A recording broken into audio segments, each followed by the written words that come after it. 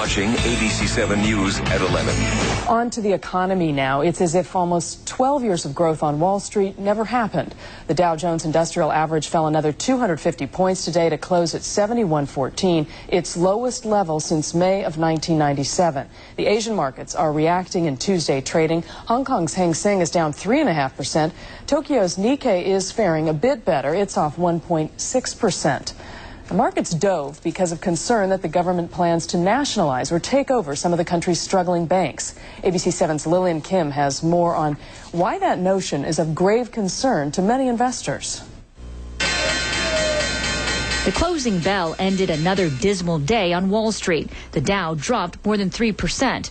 The last time the Dow was this low was back in spring of 1997. I think we've got people scared. They're scared to get into banks. They're scared to get into financial institutions.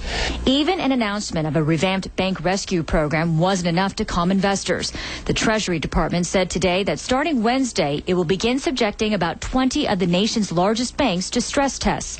Any bank that can't prove it has enough cash to weather an even more serious downturn, including higher unemployment, may face the prospect of the government becoming a direct owner of the bank.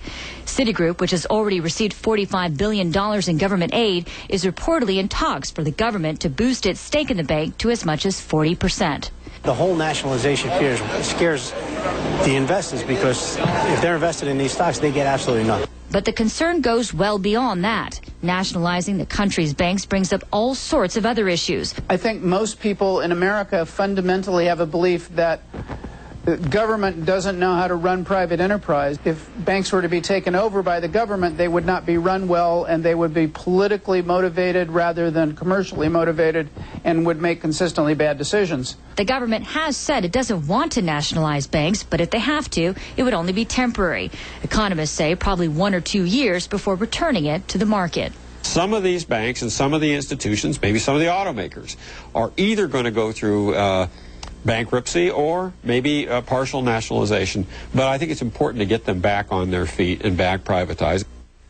Again, those stress tests begin Wednesday. In addition to Citigroup, other banks of pressing concern are B of A, Wells Fargo, and JP Morgan Chase.